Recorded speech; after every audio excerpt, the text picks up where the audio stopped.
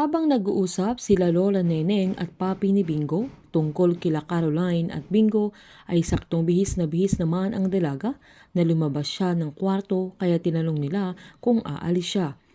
Sinabi naman ni Caroline na bibili lang siya ng kailangan niya kaya nagpresenta ang papi ni Bingo na samahan na niya ang dalaga sabay sinabihan niyang parang kulang ang outfit niya kaya hinanapan nila ng shade na isusuot niya para magmukhang sour na summer pero paglingon nila ay wala na ang dalaga kaya sinabi ni Lola Neneng na tawagan na nila si Bingo upang ipaalam na lumabas si Caroline.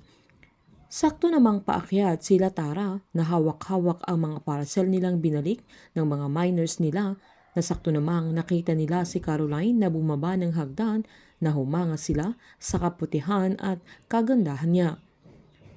Habang inaayos naman ni Bingo ang mga inangkat niya ay pinuntahan siya ni Snoop dahil takot siyang magpakita sa bahay nila na takot siyang mamukhaan siya ni Caroline.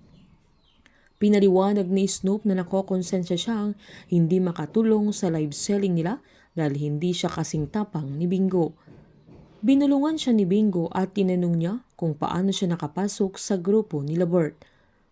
Agad namang pinaliwanag ni Snoop na wala pa siyang nakikidnap na babayaran sana siya ni Bert para ipag-drive sila na hindi niya alam na mangingidnap pala sila.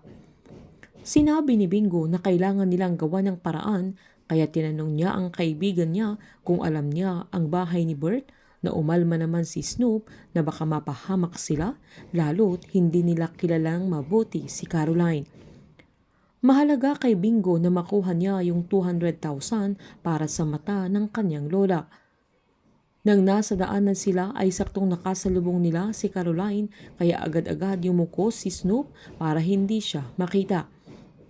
Giniit naman ni Caroline na ilang oras na siyang umiikot pero wala siyang mabiling shampoo niya kaya sinabihan niya si Bingo na samahan siya sa malaking store na hindi naman agad sumang-ayon ang binata kaya tinanong ng dalaga kung busy siya kaya agad niyang nilapitan si Snoop na kinabahan na ang binata.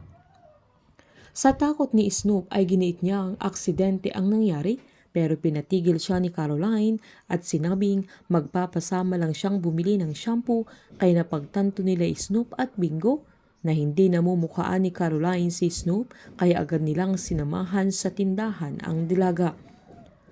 Sa tagal na namimili ni Caroline dahil wala ang brand na shampoo niya sa mga store malapit sa kanila ay pinakailaman na nila Bingo at Snoop ang shampoo gagamitin niya pero nang nakatayo si Caroline ay may naaninag siyang anino na papalapit sa kanya kaya bumabalik na ang pobya niya na natakot siya dahil naalala niya ang pagpatay sa kanyang mama noon.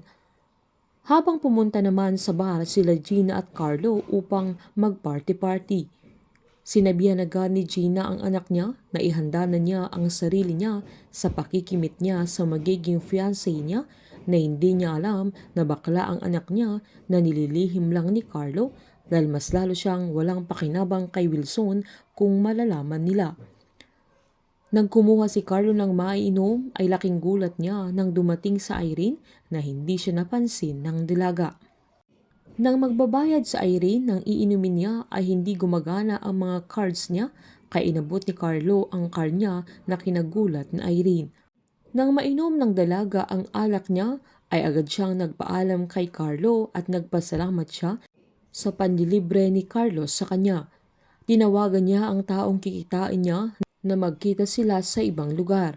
Pero dahil atat na ang lalaki na kunin ang pambayad ni Irene ay hinintay niya ito sa labas. Dahil walang pambayad sa Irene sa atraso niya, na atat na ang lalaking makuha ang pera ay binantaan niya ang dalaga na ikakalat niya ang mga pinaggagawa niya kung hindi niya ito mabayaran. Dahil dito ay nainis sa Irene. Habang naghahanda naman sila Bingo ng mesa dahil kakain na sila, ay tinanong ng papi niya kung okay na sila ni Caroline at kung hindi na siya suspect. Pinaliwanag naman ni Bingo na nagkaliwanagan na sila pero hindi pa pwedeng umuwi si Caroline sa bahay nila. Dahil hindi nila maantay si Caroline ay nauna na silang kumain dahil naligo ito. Habang nasa CR si Caroline ay bumalik ang trauma niya at nagka-anxiety attack siya Sa tunog ng shower, maging ang pagpatay sa mama niya ay naalala niya na ang tingin niya sa loob ay duguan na. Takot na takot ang dalaga sa sandaling yan. Nang mapansin nila Lola Neneng, Bingo at ang kanyang papi na masyado nang matagal ang dalaga at parang walang gumagalaw sa loob, ay nag-alala na sila at tumayo silang tatlo na sinubukang katukin ni Bingo ang pintuan pero hindi sumasagot si Caroline. Dahil dito ay nataranta sila, kaya sinabi ng papi niya na kunin na niya ang susi, pero pinersa ni Bingo na buksan ang pintuan ng CR at laking gulat nila nang makitang itsura ni Caroline na nasa sulok na takot at hindi pa naliligo pero naka-on ang shower. Sama-sama po nating subaybayan ang advanced episode ng Can't Buy Me Love dito po sa aking channel.